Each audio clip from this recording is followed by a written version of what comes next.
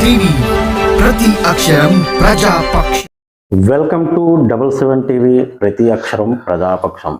నేను మీ శ్రీనివాస్. ఈ చోడవరం నియోజకవర్గంలో కనీసం 50 గడపలు కూడా లేని ఒక కుగ్రామం పాపంపేట గ్రామంలో తెలుగుదేశం పార్టీ ఉప సర్పంచ్ అయినటువంటి రాజుబాబుతో ఈరోజు మనం ముఖాముఖి కార్యక్రమం. ఒక గ్రామంలో ఒక వార్డుకు సంబంధించి రాజకీయం చేయడానికి, రాజకీయాన్ని ఎంచుకోవడానికి గల కారణం ఏంటనేది ఆయనతో మనం తెలుసుకుందాం. సార్ నమస్తే. సార్ నమస్కారం.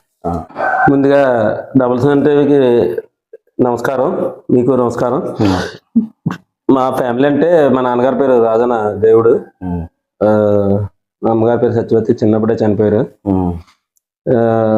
నాన్నగారు మళ్ళీ పెళ్లి చేసుకుంటే తమ్ముడు ఉన్నాడు. నేను, అక్క, తమ్ముడు, నాకు 2 పిల్లలు. ఏదో అలా చదివించుకొని అలా చదువుతున్నారు. చదువుకుని ఎంతవరకు చదివారు? 2 బీటెక్లు చేశారు. మీరు ఎంతవరకు చదువుకున్నారు? నేను 5వ తరగతి చదువుకున్నాను. అప్పుడు పద్ధతులు పెట్టి నాన్నగారు చదివించాలని ఇది లేదు, మనకి చదవడానికి కూడా అంత అవగాహన లేదు. అయితే యాక్చువల్గా మనకి ఎక్కడైనా అంతా ఇప్పుడు రానున్న రోజుల్లో ప్రస్తుతానికి ఉన్నది రాజకీయం అనేది ప్రజల నోట వినబడడం, ప్రజల నోట రాజకీయం గురించి ఆసక్తి చూపించడం జరుగుతుంది. అయితే ఇలాంటి చిన్న 50 గ్రామాలు గడపలో ఉన్న గ్రామంలో రాజకీయం చేయాలని ఎందుకు అనిపించింది? రాజకీయంలో రావాలని ఎందుకు అనుకున్నారు? ముఖ్యంగా రాజకీయంలోకి ఎందుకు రావాలని ఉంటే, ఎందుకు నాకు ఆలోచన వచ్చిందంటే, నాకు చిన్నప్పటి నుంచి అంటే సుమారు ఒక 15 సంవత్సరాలు వచ్చిన కాడి నుంచి ఏ ఊరు వెళ్ళా ఎక్కడో ఒక సిమెంట్ రోడ్ అనో, లేకపోతే ఒక బిల్డింగ్ అనో, లేకపోతే ఏదో ఒకటి కనిపించింది. మా ఊరు ప్రస్తావన ఏంటంటే, ఎక్కడ కూడా ఒక సిమెంట్ రోడ్డు ఉండేది కాదు. ఓ లైట్లు ఉంటే, లేదా పండగకి చిన్న ఎర్ర బల్బులు లాంటివి తేవడం, తగిలించడం, ఆ పండగ 4 రోజులు వెళ్ళడం, పోవడం, ఇలాగ అయిపోయింది. సిమెంట్ రోడ్లు అంటే రావడానికి ఈ పల్లెటూరులో సంగతులు తెలియదే ఉంది. ఖాళీగా ఉంటే పోదెడతారు, మొక్కెడతారు, అది కొద్దిగా అలా ఎలుగెట్టుకుంటారు. రావడానికి పోవడానికి కూడా చాలా ఇబ్బందులు చూసాయి. దానికి ఉదాహరణగా మనకి ఎలాగా దీన్ని మన ఊరిని చెయ్యాలంటే ఏమి చేయాలని అలాగ మనసులో నాకు అప్పటి నుంచే ఒక ఆలోచన ఉండేది.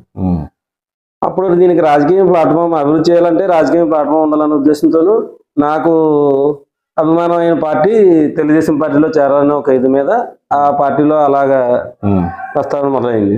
అంతేగాని మీకు వారసత్వంగా మాకు ఎటువంటి రాజకీయాలు కానీ, నాన్న వ్యవసాయం, నాన్న వెనకాల మేమే వ్యవసాయం చేసుకుని ఇదేవాళ్ళు. కాకపోతే ఇంకా ఏదో రకంగా మనం ఊరికి సేవ చేయాలన్న తప్ప నాకు ఎందుకు వచ్చిందో తెలియదు, కానీ మొత్తం మీద చేయాలని ఒక ఇది వచ్చింది. సో రాజకీయ రంగంలో అలాగా ఆలోచన ప్రకారంగా రాజకీయంలోకి వెళ్ళారు. రాజకీయంలోకి వెళ్ళినప్పుడు అసలు ఈ గ్రామంలో వార్డు నెంబర్ కదా, మరి మీరు ఏమనిపించలేదు? వార్డులో మనం ఏం చేయగలం? ఒక సర్పంచ్ రాదు, అప్పుడు పెద్ద చెయ్యలేము. అట్లాంటిది రాజకీయానికి నమ్మి మనం ఎంతవరకు న్యాయం చేయగలము అనే ఆలోచన ఏమైనా పుట్టలేదు మీకు? చెయ్యగలం అంటే చెయ్యొచ్చు అని ఒక ఎందుకో నాకు అనిపించింది. భగవంతుడు అనిపించడం నాకే తెలియదు, కానీ మొత్తం మీద రాజకీయంగానే చేయగలం అనేసి ఒక అభిప్రాయం ఏర్పడింది.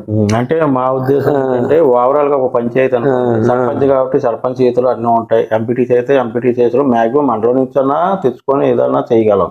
కానీ ఒక వార్డు నెంబర్కి సంబంధించి అప్పటి వరకు కూడా ఎప్పుడూ లేదు ఈ గ్రామంలో. అప్పటి వరకు వైస్ సర్పంచ్ కూడా ఇవ్వలేదు కదా, స్టార్టింగ్ మీతో ఇచ్చినాడు, అంతేనా? అంతే. దీనికి ఉదాహరణ కూడా నాకు చిన్నప్పటి నుంచి నెంబర్ అయితే ఏమీ చేయలేమని ఒక ఆలోచన ఉండేది. పంచాయతీలో పుట్టపడ్డ కాడి నుంచి అంటే సుమారు 60-70 సంవత్సరాల క్రితం కాడి నుంచి కూడా ఒకే వర్గంగా వార్డు మెంబర్లకు వెళ్ళడం, ఏదో యథావిధిగా వార్డు మెంబర్ పెట్టడం, గెలిచడం, వాళ్ళు మళ్ళీ ఎలక్షన్ రోజే రావడం, ఇలా అయిపోయేది. నాకు ఆలోచన ఏంటంటే, నేను వార్డు మెంబర్ పోటీ చేసినప్పుడే వాళ్ళ దగ్గర మా పంచాయతీ పెద్దల దగ్గర కండిషన్ తీసుకున్నాను. నేనంటూ గెలిస్తే గెలని వాళ్ళకి నమ్మకం. ఎందుకంటే ఎప్పుడు ఇక్కడ గెలలేదు. నేను ఒకసారి అప్పటి నుంచి ఇప్పుడు వరకు ఒకసారి గెలిచాను. నేనంటూ గెలిస్తే నాకు వైఎస్ సర్పంచ్ ఇవ్వాలనేసి ముందుగానే నేను వాళ్ళని అడగడం, దానికి అంగీకరించడం, నేను మన పాపంపేట ప్రజలను ఆశీర్వదించి తక్కువ ఓట్లతో 7 ఓట్ల మీదటితో నన్ను గెలిపించడం, ఆ మాట నిలబెట్టుకుని వాళ్ళు నాకు సర్పంచ్గా అవకాశం ఇవ్వడం, శంకర శ్రీనివాస్ గారు మాకు ఆ టైంలో ప్రెసిడెంట్ గా చేసేవారు. ఇద్దరం కూడా మనం అడిగిన దానికి ఆయన కాదనుకుంటా మనకి సహకరించారు. ఇక్కడ మీకు 7 ఓట్లు అయితే మనకు వారు పంచాయతీ మీద ఎంత వచ్చింది? 96 ఓట్ల మీద. 96 ఓట్ల మీద. 96 ఓట్ల మీద. 2013 ఎలక్షన్. 2013 ఎలక్షన్. సో అప్పుడు మీరు సర్పంచ్ మీకు వచ్చింది. దానికంటే ముందు మీరు 2-3 టర్లు అసలు ప్రయత్నించారు కదా? ఒకసారి అమ్మగారు పోటీ చేశారు. పోటీ చేస్తే 45 ఓట్లన్నీ వచ్చాయి. 45. మన ఓట్లు అప్పుడు 160, 170 ఉండేవి అప్పుడు. ఆ టైంలో 45 ఓట్లు వచ్చాయి. స్టార్టింగ్ మేము అలాగా ఇదేనా 165కి 45. ఓవరాల్ గా చూడండి, అందులో అంటే పావు కూడా లేదు. అప్పుడు అనిపించిందండి మీకు ఏమన్నా? అనిపించలేదు. అప్పుడు మరింత కసి పెరిగింది. ప్రజలకు ఎలా దగ్గర అవ్వాలా, ఏం చేయాలా, ఎవరికి ఏ రకంగా మనం సహకరించాలా, వాళ్ళతో మంచిగా ఎలా మెలగాల అని మరింత ఓడిపోయినంత మాత్రాన మీకు ఎక్కడ ఓపిక నశించలేదు. మరింత కసి పెరిగింది. మరింత ప్రజలకు దగ్గర అయ్యాను అనుకున్నట్టుగా మనకి సహకరించారు. సహకరించినట్టుగా అందరికీ కూడా న్యాయం చేయాలనే ఉద్దేశంతో ఎవరు అడిగినా అడగకపోయినా ప్రతి ఇంటికి ఒక సిమెంట్ రోడ్డు ఉండాలన్న నినాదంతో అందరికి కూడా మనకు ఓటు వేసిన వాళ్ళకి కూడా వేయాలన్న కాన్సెప్ట్ తోటి అందరికి కూడా మనం ఇచ్చేసాం. వేసేటప్పుడు ప్రత్యర్థులు ఉంటారు, అక్కడక్కడ ఏమైనా ఇబ్బంది పెట్టినా అట్లా అన్ని అధిగమించుకొని 2013 చేసాం. నెగ్గారు కదా? నెగ్గిన సంవత్సరంలోనే చేశారా మీకు రోడ్లు? లేదండి, ఒక 2 సంవత్సరాలు మనకి అప్పుడు ఇందువల్ల కానీ మనకి ఒక ఎంపీటీసీ ఎలక్షన్ అయ్యే వరకు కూడా మాకు ఎటువంటి గ్రాంట్లు రాలేదు. ఈ సుమారు మన ఊర్లో చేసిన పనులు 1,20,00,000 వరకు వర్క్ చేస్తాం మనం ఈ వార్డు కంగానే. ఏ రకంగా అంటే మీకు మళ్ళీ ఒకసారి చెప్తాను. ఒక వివరంగా చెప్పాలంటే అంగన్వాడీ బిల్డింగ్ అవ్వచ్చు, ఒక చెరువు అవ్వచ్చు, మనకి సిమెంట్ రోడ్లు అవ్వచ్చు, మొదలు అవ్వచ్చు, ఇతర గ్రాంట్లు దగ్గర 1,16,00,000 సుమారు అంటే 20 లక్షల దగ్గర ఉంటుంది చేసి అభివృద్ధి చేసాం. అలా సహకరించింది గవర్నమెంట్ కూడా, పంచాయతీ కూడా. తెలుగుదేశం గవర్నమెంట్ లో మనకి అంత బాగా అభివృద్ధికి కలిసి వచ్చిందని అనుకోవాలి. అప్పుడున్న అంత ముందు గవర్నమెంట్ లో గానీ ఇప్పుడు తర్వాత గవర్నమెంట్ లో గానీ ఎప్పుడు కూడా మనకి అంత భారీ మొత్తంలో మన ఊరికైతే మా ఊరికైతే నిధులు తీసుకొచ్చిన కనిపించలేదు మరి ఇప్పటి వరకు. దానికైతే నేను పార్టీ పరంగా కృతజ్ఞతలు తెలియజేసుకుంటాను. సో మీరు ఆ తర్వాత మళ్ళీ పోటీ చేశారా లేదా జనరల్ గా ఉండిపోయారా? జనరల్ గా పోటీ చేయలేదు. మళ్ళీ మా వాడిని మాకు అంటే ఏవేళ పైన చూసి మీరు అంటే పైన నాయకత్వం అంటే మాకు కొద్దిగా ఉంటాయి కదా, ఉంటాయంటే అలాగే ఆర్థిక ఇబ్బందులు అవ్వచ్చు. నాకు యాక్సిడెంట్ ఒకటి అయింది, దానివల్ల కొద్దిగా తిరగలేను అన్న ఇది అవ్వచ్చు.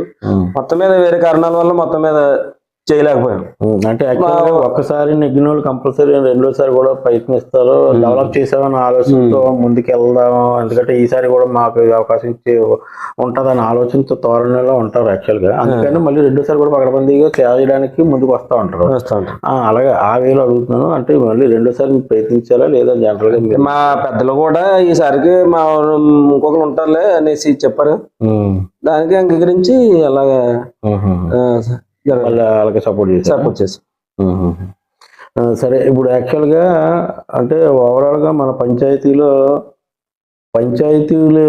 కూడా పెట్టలేని బడ్జెట్ మన గ్రామానికి వచ్చింది అంటే కారణం సర్పంచ్ అయి ఉంటుందా, మీరు అయి ఉంటారు? మీరంతా అలా మరిదిని తెచ్చారంటారా, లేకపోతే దానికి వాళ్ళ మోజుతో మనకి ఎవరైనా చేసి ముందుకు వచ్చాడు కాబట్టి సపోర్ట్ చేయాలని వాళ్ళు చేశారా? నేను సర్పంచ్ ఉప సర్పంచ్ కాకుండా చంద్రబాబు నాయుడు ఒక ఏమంటారు దాన్ని, ఆయన ఉద్దేశంతోనే ఇన్ని నిధులు వచ్చాయని నేను అనుకుంటాను. ఎందుకంటే ఇప్పుడు ఇవాళ ఉంది పంచాయతీలో 1,00,000 రూపాయలు కూడా ఉన్నాయంటే ఎవరైనా అడిగితే సెక్రటరీ అమ్మ దూరం ఉన్నాయంటే పంచాయతీలో డబ్బులు లేవని పరిస్థితి. మా టైంలో అలా కాదు, ఒక 10 లక్షల పంచాయతీలో ఉందంటే అది కడితే 1,00,00,000 రూపాయలు వచ్చేది. 1,00,00,000 రూపాయలు వస్తే అక్కడ ఒక 80 లక్షలు పెట్టినా మనకు ఒక 20 లక్షలు ఇచ్చారు.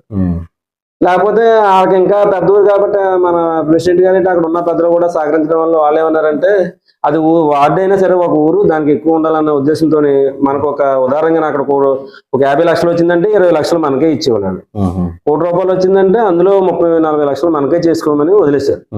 చెయ్యాలన్న వాళ్ళు చేసి కాంట్రాక్ట్ లేకపోయినా నేనే ఎక్కడో కాడ డబ్బులు అప్పులు చేసి నేనే చేయాలన్న ఒక ఉద్దేశంతో అది ఒక యజ్ఞలాగా చేయాలనే ఉద్దేశంతోనే చేశాను. నేను అది నా గొప్ప ప్రెసిడెంట్ గొప్ప కాదని అనుకుంటాను నేను. అది చంద్రబాబు గొప్ప అనుకుంటాను. పార్టీ పార్టీ ఉద్దేశం ఏదైతే ఉద్దేశించిందో పల్లెబాట అది చంద్రన్న బాట. చంద్రన్న బాటలో భాగంగా మీకు వచ్చిన అవకాశాలను మేము చదివి చేసుకున్నాం అంతే. అది ఉద్దేశం అయితే పార్టీదనే మేము అనుకుంటాం. తెలుగుదేశం పార్టీ వల్లే అన్ని నిధులు వచ్చాయని మేము అనుకుంటాం. మరి అంతకు ముందు యాక్చువల్గా అంటే ఒక పంచాయతీలు ఓవరాల్ గా చెప్తే అది ఏ పార్టీ అవనే కానీ ఓవరాల్ గా ఎంత ఉందండి బడ్జెట్? ఇది మనం చేసిందండి సుమారు ₹1 కోటి పైన. ₹1 కోటి పైన. ఒక గ్రామానికి ఒక వార్డుకి ₹1 కోటి పైన పెట్టారు. మరి అదే ఈ ₹1 కోటి కూడా ఓన్లీ ఒక యాప్టేషన్ కాకుండా మన పంచాయతీలోనే కనబడలేని పరిస్థితి ఉంది. అయితే అందులో సర్పంచ్ 40 సంవత్సరాలు రాజకీయం చేసిన సర్పంచ్ని మళ్ళీ మన ఇటు సైడ్ డైవర్ట్ చేసి మీరు ఆ సంవత్సరంలో గెలిపించినందుకు న్యాయం ఇక్కడ జరిగింది. అదే పంచాయతీలో మెయిన్ పంచాయతీలో జరగలేదనేది మా ఉద్దేశం. అక్కడ జరిగిందంటారా జరగలేదా? అక్కడ కూడా జరిగిందండి. అక్కడ కూడా అలా గొడ్ల దొడ్లు అవ్వచ్చు, ఇలా కమ్మ దొడ్లు అవ్వచ్చు, ఇలా నూకలతల్లి గుడి కావచ్చు, పెద్ద పెద్ద భారీ రోడ్లు అక్కడ వేసారు. అక్కడ జరగలేదని కూడా దుర్గతల్లి గుడి దగ్గర నుంచి ఊరు చివరి వాళ్ళకు సుమారు కిలోమీటర్ పైన ట్రైన్ చేశారు. అక్కడ జరిగింది. అక్కడ పంచాయతీ బిల్డింగ్ కట్టారు, ఒక అంగన్వాడీ బిల్డింగ్ కట్టారు. అలాగే కింద సుంకరదొడ్లో నుంచి అక్కడ రోడ్లు వేసారు. కమరీలో అలా కొసకి డ్రైన్ వేసారు. మళ్ళీ ఈ చివరి నుంచి ఆ చివరికి మళ్ళీ 2-3 రోడ్లు వేసారు. అక్కడ జరిగింది. అక్కడ సుమారు అక్కడ ₹1.50-2 కోట్ల వరకు అక్కడ జరిగే ఉంటది నాకు తెలిసి. నాకు అంత అంటే ఇంకా ఎక్కువే ఉండొచ్చు. నాకు తెలిసి అక్కడ జరగలేదని అయితే అనుకోకూడదు. అక్కడ జరిగింది. కాకపోతే ఇంకా అక్కడ చేయడానికి అంత ముందు కొద్ది గొప్ప చేశారు కాబట్టి ఇంకా అంత అవకాశం లేదని నేను అనుకుంటాను. నాయకత్వంలో లోపం ఎవరు ముందుకు రాలేదు, అందువల్ల కొంత నష్టపోయారు, అవకాశాలు ఉండగలిగి కూడా అనేది ఒక ఆరోపణ అయితే ఉంది. దాని గురించి మీకేమైనా తెలుసా? మేము సంప్రదించడం జరిగింది.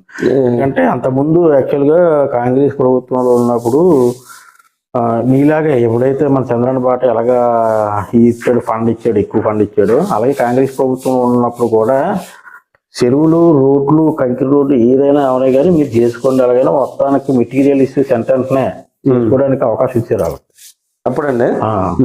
దాని ముందు అంటే 2011కు ముందు కాంగ్రెస్ ప్రభుత్వం, ఆ ప్రభుత్వంలో వచ్చేసరికి విపరీతంగా మెటీరియల్ వర్క్ చేసుకోవడానికి ఈ NRGS ద్వారా ఫండింగ్ వాళ్ళకి కూడా ఉంటే దాంట్లో మెటీరియల్ కోడ్ ఇష్యూ చేయడానికి ఫుల్ ఫ్లెడ్జ్డ్ గా ఎన్ని చెరువులు ఉంటే అన్ని చెరువులకి మదాలు, ఎన్ని బాటలు ఉంటే అన్ని బాటలకి కంకి మెటల్తో ఉన్నది, ఇట్లాంటి వర్క్ అంతా ఇచ్చింది. కానీ ఆ ప్రభుత్వంలో ఉన్న అప్పుడున్న రాజకీయ నాయకులు దాన్ని వినియోగించుకోక ఫండ్ అంతా వేస్ట్ అయిపోయింది.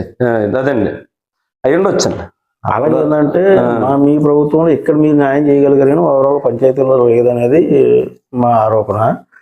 సో దాని గురించి అని మేము అడిగాం. సరే, అయితే అక్కడ వరకు ఒక ఎత్తు అయితే ప్రస్తుతానికి మన వార్డుకు సంబంధించిన, మన గ్రామానికి సంబంధించిన రాజకీయానికి అసలు మరో పేరు తెలుగుదేశం పార్టీ వచ్చిన తర్వాత రాజకీయం అంటే ఇలాగే ఉండాలి, ఇలాగే చేయాలి, డెవలప్ అంటే ఇలాగే చేయాలి, ఇలాగే ఉండాలనే ధోరణి అయితే మేము జనాల్లో విన్నాము. అయితే మీ రాజకీయానికి ప్రస్తుతం వైసీపీ రాజకీయానికి దాంట్లో ఏమైనా తేడా వ్యత్యాసం ఏమైనా మీకు అనిపించిందో చెప్పగలరా? చాలా తేడా ఉందని చెప్తాండి. ఎందుకంటే ఉదాహరణకి మనం చూస్తున్నాం ఈ రోజు ఏవో పథకాలంటే చంద్రబాబు నాయుడు 200 ఉన్నదాన్ని 2000 చేశాడు. ఈయన ₹1000 పెంచడానికి 5 సంవత్సరాలు పట్టింది. ఉదాహరణకి మనకి ఇది ఒకటే ఉదాహరణకి సంక్షేమం అన్నా సరే ఆయన 200 ఉన్న పెన్షన్ ని ఆయన వచ్చేసరికి 200 ఉన్న పెన్షన్ ని 5 సంవత్సరాల్లోనే 2000 చేశాడు. ₹1000 చేశాడు, తర్వాత 2000 చేశాడు. ఇదే ₹1000 5 సంవత్సరాలు పట్టింది. 250. అలా ఇది అంకిల్ గారి లాగా ఏదో సంక్షేమం అంటే ఒకటి తీసేసి ఒకటి పెట్టి అలాగే చేశారు. కానీ ఇప్పటికి సంక్షేమం అన్నది పెద్ద మార్పే ఉందండి. ఉదాహరణకి అప్పుడు చంద్రబాబు నాయుడు 50,000 రుణమాఫీ చేస్తే ఆ 50,000 7,500 ఈయన ఇస్తున్నారు. కాబట్టి ఈయన ఈ 7,500 ఇవ్వడానికి 5 సంవత్సరాలకు లెక్కేస్తే దగ్గర 40,000 దాటట్లేదు. అంటే ఇంకా 10,000 చంద్రబాబు నాయుడు అప్పుడు ఇచ్చినట్టే కదా లెక్క. రైతు భరోసా ఇస్తున్నాడని పేరే గాని సుమారు ప్రతి వ్యక్తికి కూడా 50,000 అప్పుడు తగిలింది. ప్రతి చిన్న కోడికి కూడా 50,000 బాకీ ఉంటది. అలాంటి వాళ్ళకి బాకీలు అందరూ పోయాయి. జనాలు మరి ఏది ఆశించారండి? అంటే ఏది ఆశించాడంటే ఏదో చేస్తాడు కుర్రోడు కదా, వాళ్ళ నాన్నగారు ఏదో అంబులెన్స్లు పెట్టాడు, ఆరోగ్యశ్రీ పెట్టాడు, అలా ఇలా అని ఏదో ఉద్దేశంతో ఈయన కూడా ఏదో చేస్తాడన్న ఉద్దేశంతో ఒకసారి అవకాశం అని అడిగాడు కాబట్టి ఏదో చేస్తాడనే ఉద్దేశంతో ఇచ్చారు. ప్రజలైతే తెలుసుకున్నారు, సరైన చెప్పడానికి సిద్ధంగా ఉన్నారు. 200 ఉన్నది 2,000 ఎట్ ఏ టైం చేస్తే నమ్మలేదు. ఏంటి ఇంకా బాగా చేస్తాడని ఒక ఉద్దేశంలో పడిపోయారు జనాలు. అప్పుడు ఇంకొక ఆ క్షణం ఇప్పుడు 200 ఇంకొక 2 సున్నాలు 2,000 చేస్తే నమ్మలేదు. మరి 3,000 ఇస్తానంటే ఎలా నమ్మంటారు? నమ్మారు. మరి ఇస్తానన్నాడు కదా, నమ్మారు. ఒకసారి ఇస్తాడనేసి నమ్మారు, ఇంకో 1,000 రూపాయలు వస్తుంది కదా అని. దాన్ని పెంచడానికి 5 సంవత్సరాలు పట్టింది, సంవత్సరానికి 250 రూపాయలు. అదే చంద్రబాబు నాయుడు గెలిచి ఉంటే వెంటనే గెలిచిన మరుసటి సంవత్సరం 3,000 ఇచ్చాను. అదొక ఎత్తు. మరి రెండోది ఇంకేమని చెప్పగలరా? మనకి వ్యత్యాసం అనేది మీ రాజకీయానికి వాళ్ళు చేసే రాజకీయానికి ప్రస్తుతానికి. రాజకీయం మా ఊర్లో చూస్తే మీరు వచ్చేటప్పుడు చూసే ఉంటారు. ఇప్పుడు అప్పుడు ఒక 50 మీటర్లు కూడా రోడ్ వేసిన రోడ్ లేదు మేము వచ్చేసరికి. మరి మేము వచ్చాక వేయడానికి రోడ్ లేదు. ఎక్కడ వేయాలంటే నెలుకోవాలి కానీ వేయడానికి 50 మీటర్ల మా ఇక్కడ రోడ్ లేదని చెప్పడానికి లేదు. అది వైసీపీ నాయకులు అడిగినా చెప్తారు, మనం దాసిది ఏం కాదు, మనం వాళ్ళు ఇదని కాదు. ఎక్కడ వేస్తారో బాబు రోడ్ అంటే లేవరో బాబు అనే చెప్తారు వాళ్ళు కూడా. దాని రకంగా ఇదే ఉదాహరణ, ఇదే మార్పు. ఆ గవర్నమెంట్ కి ఈ గవర్నమెంట్ కి అది ఇదే ఉదాహరణ. ఇంకా మళ్ళీ చంద్రబాబు నాయుడు రానున్న రోజుల్లో అవకాశం ఇస్తే మరిన్ని సౌకర్యాలు, ఎక్కడన్నా డ్రైనేజ్ కానీ, మనకు డ్రైనేజ్ ముందుగా డ్రైనేజ్ కాలం లేవు కాబట్టి డ్రైనేజ్ అవ్వచ్చు, లేకపోతే పొలంలో పంట కాలంలో అవ్వచ్చు. సిమెంట్ పంట కాలం ఉన్నాయి. ఆ మధుంగాడి నుంచి కిందకి పట్టుకెళ్ళాలంటే నీరంతా వేస్ట్ అయిపోతుంది. అది మడుపు తడిసిపోద్దని అని బాధపడతాడు, వ్యవసాయం పాడైపోద్దని. అదే ఏ సిమెంట్ కాలంలో ఏర్పాటు చేసుకుంటే ఇక్కడ మధుని తీసుకొని ఒక అరగంటలో చివరికి వెళ్ళిపోతుంది. చివరి రోడ్డుకు కూడా నీరు వృధా అవ్వకుండా అవుతుంది. చెయ్యాలంటే బోల్ కార్యక్రమాలు ఉంటాయి. ఏదో రకంగా ఎవరో ఒకరు ఇరిగేషన్ మినిస్టర్ గారిని పట్టుకుని, లేకపోతే శాఖ అధికారులను పట్టుకుని ఏదో చేసుకొని చేయాలంటే చేయొచ్చు. బయట గవర్నమెంట్ సహకరిస్తే మనం చేయడానికి ఏమన్నా చేయొచ్చు. మన దగ్గర డబ్బులు లేకపోతే ఎవరొకరు కాంట్రాక్ట్ గొప్ప చెప్పినా మనం చేయించవచ్చు. అలాగే అభివృద్ధి పదం నేను చెయ్యాలంటే అది కనపడుతూనే ఉంటుంది. అభివృద్ధి అన్నది మనం ఈ రోజు ఒక ఇల్లు కట్టుకున్నామంటే ఇంకా కావాలంటే బయట ఇంకోటి కట్టుకోవడానికి ఉంటుంది. అలాగే ఒకటి చేసామంటే దాని పక్కన ఇంకోటి చేయడానికి ఉంటది. మనం చేయాలని మనసులో బలంగా ఉద్దేశం ఉంటుంది. అయితే ప్రస్తుత పార్టీ పను తీరు కానీ పార్టీ చేసే ఇది కానీ బాగలేదు అంటారు? బాగలేదు సార్, బాగలేదు. ఇది బాగలేదంటే చూస్తున్నాం కదా మనం ఎవరెవరో ఎంత ఇబ్బంది పడుతున్నారో. ఇప్పుడు ఉద్యోగస్తులకి మాటలు ఇచ్చారు, అంగన్వాడీ టీచర్లు కావచ్చు, లేకపోతే మాస్టర్లు కావచ్చు, సిపిఎస్ రద్దు కావచ్చు, మందు తీసేస్తున్నాను అనొచ్చు. నేను మందు తీసేసి ఓట్లు ఆడడానికి వెళ్తాను, కానీ మందు తీయలేదు సరే కదా, డబుల్ పెంచేసి ఓట్లు ఆడడానికి వెళ్తున్నారు. దానికి ఒక 25 సంవత్సరాలకు సరిపడా లోన్ తెచ్చేసి అప్పు తెచ్చేసి దాని మీద ఇది చేశారు. అలాంటప్పుడు ఈ పరిస్థితుల్లో ఆయన మాటలు ఇంకా నమ్మరు, జనాలు నమ్మడానికి సిద్ధంగా లేరనే మేము అనుకుంటాం. మీరు అనుకుంటున్నాం. మరి ఆయన ఏమో బల్లగుద్ది 175 నాకే వస్తాయి అనే ధోరణి అంటే అది అంతా మేకపోతే గంభీరం అంటారండి దాన్ని. మేకపోతే గంభీరం అంటారు దాన్ని. అది ఇంకా అది లోన భయం ఉన్నా బయటికి అది.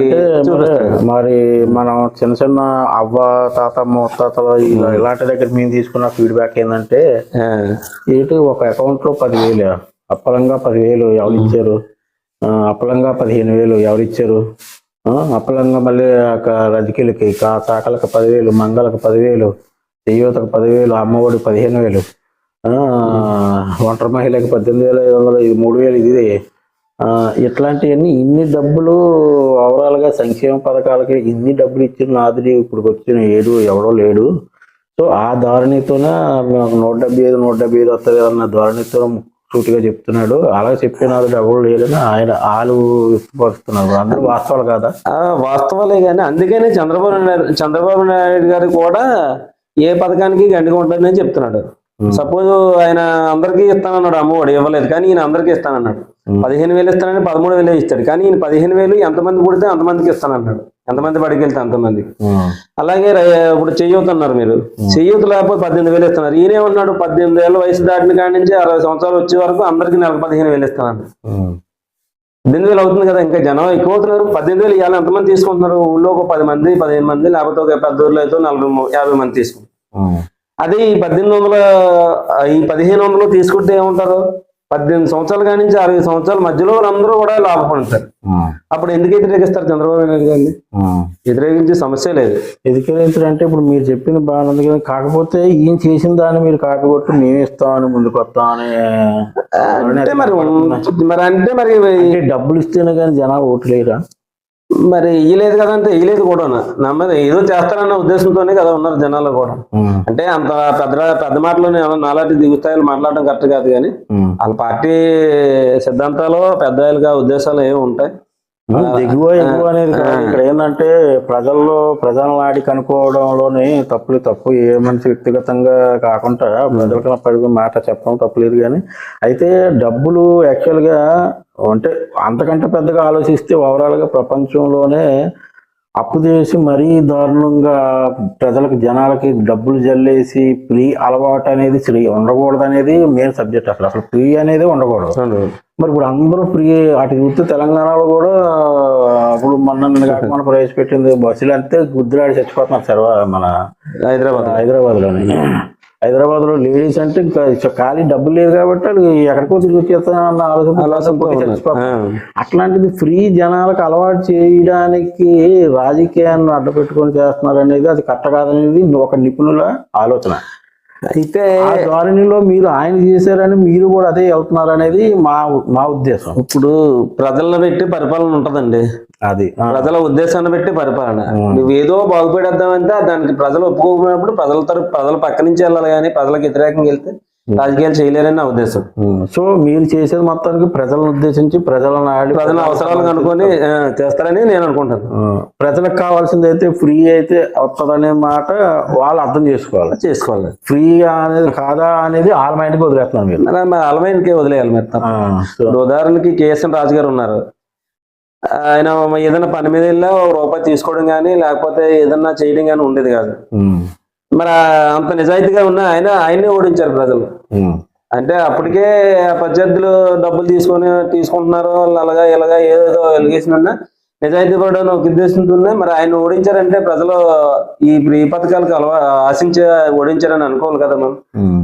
మరి అంత నిజాయితీ పడు మన గ్రామ అభివృద్ధికి ఏంటి, మా అవసరాలకేంటి, మా రాజకీయంగా ఏంటి ఎంతో ఉపయోగపడ్డాడు. మా అందరికి మన పంచాయతీకి ఏంటి, మా మండలానికి ఏంటి, మన నియోజకవర్గానికి ఆయన ఎంతో ఒక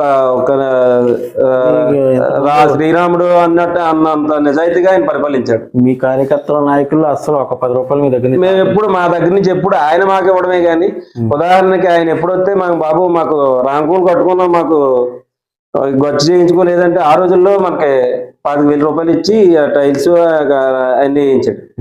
మళ్ళీ ఆంజనేయ స్వామి గుడి కట్టుకున్నాం బాబు అంటే మళ్ళీ అప్పుడు 10,000 ఇచ్చాడు. అంతేగాని మా ఉన్న నాయకులాగా ఏదో 10,000 ఇస్తాం 5,000 ఇస్తాను బొడ్లు రాయించుకొని వెళ్ళిపోయి మన తత్వం అయితే అయింది కాదు. ఇవ్వడం బట్టి కానీ తీసుకోవడం అన్నది ఆయన కెరీర్ లోదే లేదని మేము అనుకుంటాం.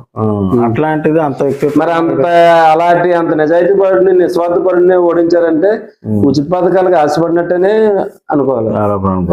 యాక్చువల్ గా ఇంకొక ఆరోపణ అయితే ఈ మధ్య కొత్తగా ఒక పార్టీ వచ్చింది, జనసేన పార్టీ అనేది వచ్చింది. వస్తూనే యాక్చువల్గా తనంతట తాను కాకుండా మళ్ళీ తెలుగుదేశం పార్టీతో కలిసింది. అసలు ఒక పార్టీ వచ్చిందంటే ఇంకొక పార్టీతో కలడానికి ఎవరు కూడా అసలు ఇష్టపడరు. కానీ ఒక పార్టీ కలిసింది. ఎందుకు రీజన్ అంటే మరి పార్టీ అధిష్టానం ఉన్న వాళ్ళకే ఓపెన్ గా చెప్తున్నారు, ఈ ప్రభుత్వాన్ని గద్దె దించాలంటే కంపల్సరీ 2 పార్టీలు కలిపైనా సరే దించుతామన్న ఆలోచనలతోనే మీకు కలవడం జరిగిందని చెప్తున్నారు. అయితే 2 పార్టీలు కలిస్తేనే మేము నెగ్గగలమా? 2 పార్టీలు అంతకుముందు లేదా, ఇప్పుడు ఉందా? 2 పార్టీలు కలిపి అప్పుడే రాలేదు ఇప్పుడు లేదా అనేది వైసీపీ ప్రస్తుతం అధికార పార్టీ ఉన్న ధీమా. మీరిద్దరూ కలిసినా సరే ఏం చేయలేరని వాళ్ళు చెప్తున్నారు. నాకు 175 వస్తాయని ఏం చెప్తున్నాడు. ఇందులో ఎంతవరకు ఏది కరెక్ట్, వాస్తవాలు ఏమైనా జరుగుతాయంటారా? అసలు మారుతుందా? ప్రభుత్వం దిగుతుందా? అసలు జనసేన టీడీపీ పొత్తు పెట్టుకోవడానికి ఉద్దేశం ముఖ్య కారణం ఏంటంటే చంద్రబాబు నాయుడు ఓడిపోయాడు, జగన్ అధికారంలోకి వచ్చాడు. ఎన్నో అరాజకాలు ఇవన్నీ చంద్రబాబుని ఇబ్బంది పెట్టడం, పవన్ కళ్యాణ్ ఇబ్బంది పెట్టడం, ప్రజలు ఇబ్బంది పెట్టడం ఇవన్నీ జరిగాయి. ఇప్పుడు ఏముంది, మళ్ళీ పవన్ కళ్యాణ్ ఇండివిజువల్ గా పోటీ చేస్తే వ్యతిరేక ఓటు ఎక్కడ మళ్ళీ పవన్ కళ్యాణ్ పోతే మళ్ళీ సీఎం జగన్మోహన్ రెడ్డి అయితే రాష్ట్ర భవిష్యత్తు ఏంటి, ప్రజల భవిష్యత్తు ఏంటి, ఉమ్, ఆ ఉండదన్న ఉద్దేశంతోనే పవన్ కళ్యాణ్ గారు చంద్రబాబు నాయుడు గారు కలిసి ఉంటారని మేము బలంగా నమ్ముతున్నాం. ఉమ్, దానికి పొత్తులో భాగంగా జనసేనకి సీట్లు వచ్చినా టీడీపీకి సీట్ వచ్చినా వాళ్ళు వీళ్ళు కలిసి చేయడానికి ఒక పార్టీ నిర్ణయించింది. దానికి కట్టుబడి మాలాంటి అందరూ ఉంటామని మేము బలంగా నమ్ముతాం. ఉమ్. సో రానున్న 2024లో కంపల్సరీ రెండు కలిపి పోటీ చేసి గెలుస్తాననే నమ్మకం. గెలుస్తారే కదా, గెలిచినట్టే, ఇంకా గెలిచినట్టే అందరూ ప్రజలు కూడా భావిస్తున్నారు. ప్రజలే అనుకుంటున్నారు ఈసారి ఇంకా రెండు గవర్నమెంట్ స్థాపిస్తాయి, ప్రజల కష్టాలు కొద్ది తీరుదైనా ఆశిస్తున్నారు. సో ఈరోజు మనకి రెండు పార్టీలు కలిపి పోటీ చేసి వైసీపీ ప్రభుత్వానికి గద్దె తీస్తానని ఆలోచనలు ఉన్నారు. వాళ్ళైతే 175కి 175 వస్తుందని ఆలోచనలు ఉన్నారు. ఈ రెండాటిల్లో జనాలు తెలుసుకోవాల్సింది, జనాలు నాడు తెలుసుకోవాల్సింది ఒక మన మీడియా ద్వారా అని మీ దగ్గర తీసుకొచ్చే ప్రయత్నంలో మనకి మీరు రానున్న రోజుల్లో 24లో మళ్ళీ మీరు పోటీ చేస్తారా? అప్పుడు పెద్దల ఉద్దేశాన్ని బట్టి, ప్రజల ఉద్దేశాన్ని బట్టి నిర్ణయం తీసుకోవడానికి సిద్ధం. రానున్న రోజులు అంటే ఇప్పుడు మనకి మీరు ఈ వార్డు నుంచి అని కాదు, ఓవరాల్ గా పంచాయతీ నుంచి దీనికంటే ఇంతవరకు ఆగుతారా లేకపోతే పైకి ఏమైనా ప్రయత్నిస్తారా అనేది మా ఉద్దేశం. అది భవిష్యత్తు నిర్ణయం ఉంటుంది. మనం అంటే మన ప్రయత్నం మనం చేసుకుంటూ పోతే మనం పైకి వెళ్ళడానికి ఉద్దేశం ఉంటుంది. పంచాయతీ వెళ్ళాలంటే కొన్ని మీ ద్వారా కొద్ది చెప్పాలి కూడా అనే విషయం. ఎలాగన్నా అక్కడ కొంతరం అనేసరికి పెద్దది 9 వార్డులు, పాపంపేట అనేసరికి 1 వార్డు. ఈ వార్డులో పోటీ చేస్తే ఒక కమ్యూనిటీ వేరు, తర్వాత గ్రామం తాలూకా అభిమానం వేరు. అక్కడ మనం ఎంత పనివలమైనా ఎంత సేవ చేసి ఉద్దేశం ఉన్నా అక్కడ గ్రామం తాలూకా తీపి కమ్యూనికేషన్ తాలూకా అభిమానం మనకి ఆ అవకాశం మనకు దరిచేరదనే మేము భావిస్తాం. దానికైతే మనం కాకపోతే పార్టీ పరంగా ఏదన్నా మనలో ఏదన్నా నామినేట్ పదవులు ఇలాంటి ఏమన్నా పార్టీ అవకాశం ఇస్తే చేయడానికి మనకి మనం సరిపోతాం అనేసి మా నమ్మకం. అంటే ఇప్పుడు వరకు మీరు సుమారు 20 సంవత్సరాలు అయినప్పటికీ మరి పార్టీ గుర్తించి మీకు ఏదైనా ఇప్పుడు వచ్చి ఏ కార్యకర్త కానీ రాష్ట్ర కార్యకర్త ఇట్లాంటి ఏమైనా గుర్తించగా కాదు కానీ మండల స్థాయి కమిటీలో మనకు చోటు కల్పించేది ఆ గుర్తింపు అయితే ఇచ్చింది. దాన్ని బట్టి అయితే మరి రానున్న రోజుల్లో ఇప్పుడు వైస్ సర్పంచ్ అయిపోయింది కాబట్టి సర్పంచ్కి కానీ లేకపోతే ఎంపీటీసీ కానీ ఎంపీపీ కానీ పోటీ చేసే అవకాశాలు ఉన్నాయంటారు. అవకాశం ఇస్తే అది పార్టీ నిర్ణయాలు పెట్టి ఉంటుంది. మనం చేసేస్తామని నిర్ణయించడం ఈ పార్టీలో కరెక్ట్ కాదు. అంటే మీరు చేస్తారన్న ఆలోచన వాళ్ళకి కూడా తెలియాలి అలా అవగాహన తెలియాలి. మనకైతే మేము సరిపోతాం. దేనికన్నా మనం సమర్థవంతంగా ఇది మనకు అప్పచెప్పిన కార్యక్రమం ఇలాగ సమర్థవంతంగా చేశాం కాబట్టి ఇంకా పెద్ద బాధ్యత వచ్చినా మనం చేయగలం అనేసి నేను మనస్ఫూర్తిగా విశ్వసిస్తాను. సో ఇన్ కేసు రానున్న రోజుల్లో మీరు పార్టీ గెలిచినా గెలచకపోయినా ఒకవేళ గెలిస్తే మన పాపం పెట్టి ఇంకా డెవలప్ చేయాలనే ఆలోచన మీకు ఏమైనా ఇంకేమైనా ఇది చెయ్యాలని ఇంకేమైనా మైండ్లో ఉండిపోయిందనే ఆలోచన ఏమైనా ఉందా? ఉంది. అంటే ఇంకా మమ్మల్ని ఓడించారు, మా బోర్డుని ఓడించారు, తర్వాత బోర్డు వచ్చింది. ఇప్పుడు అనుకున్న స్థాయిలో అయితే అభివృద్ధి జరగలేదు అనేసి మేము అనుకుంటాం. ప్రజలు కూడా అదే అనుకుంటున్నారు. మనం మళ్ళీ తెలుగుదేశం గవర్నమెంట్ వచ్చి మళ్ళీ పంచాయతీ బోర్డు కానీ తెలుగుదేశం కైవసం చేసుకుంటే మరిన్ని కార్యక్రమాలు మన గ్రామంలో ఇంకో పని ఇంకొకటి వచ్చి చేయడానికి రాకుండా చేసే ఉద్దేశంతోనే మేము కొనుక్కోవడానికి సిద్ధంగా ఉన్నామని మీ ఛానల్ ద్వారా తెలియపడతాం. సరే, మీరు ఒక్కరే కాకుండా మరి వంశపారంపర్యంగా ఏమైనా మళ్ళీ పిల్లలు కానీ మధ్యలోకి ఏమైనా లాగుతారా రాజకీయానికి ఏమైనా? అది వాళ్ళు చదువుకొని ఏదో చిన్న చిన్న జాబులు చేసుకుంటున్నారు కాబట్టి అది వాళ్ళ ఇష్టం. అది వాళ్ళు వస్తానంటే మనం వద్దాను, వెళ్తానంటేనే బట్టి అలా ఒపీనియన్ పెట్టి వాళ్ళ ఉద్దేశాన్ని పెట్టి అంటే వారసత్వంగా చేయడానికి ఇది ఎమ్మెల్యే చైర్మన్ ఇలాంటివి కాదు కాబట్టి వాళ్ళు ఇష్టపడితే వాళ్ళు ప్రజల్లోకి వెళ్ళి ప్రజల దగ్గర అయితే వెళ్తారు. లేకపోతే ఎందుకు లేదు మనకి ఇది అనుకుంటే వాళ్ళు పనాలు చేద్దాం చేసుకుంటారని. సరే, ఇది మన వేడి రాజకీయాలకు అయితే రానున్న రోజుల్లో ఆయన మంచి ఉన్నత పదవులకు వెళ్ళాలని ఆశిస్తూ మా ప్రేక్షకులకి ఏమైనా మా ఛానల్ ద్వారా తెలియపరచాలనుకుంటే మీరు చెప్పొచ్చు. ముందుగా అదే ఈ సందర్భంగా 777 ఛానల్ వారికి ప్రేక్షకులకి అందరికీ కూడా ఈ ఛానల్ వచ్చిన తర్వాత మాలాంటి వాళ్ళని కూడా గుర్తించి ఏం చేసినా అభివృద్ధి ఎక్కడెక్కడ ఏం జరిగినా అందరికీ తెలిసేలా ఈ 777 ఛానల్ ప్రయత్నిస్తుంది కాబట్టి వాళ్ళకి 777 ప్రేక్షకులందరికీ కూడా సంక్రాంతి శుభాకాంక్షలు తెలుపుకుంటూ సెలవు తీసుకుంటాను. 777 టీవీ మీకు నచ్చినట్లయితే లైక్ చేయండి, షేర్ చేయండి, సబ్స్క్రైబ్ చేయండి, పక్కనే ఉన్న బెల్ ఐకాన్ క్లిక్ చేయండి.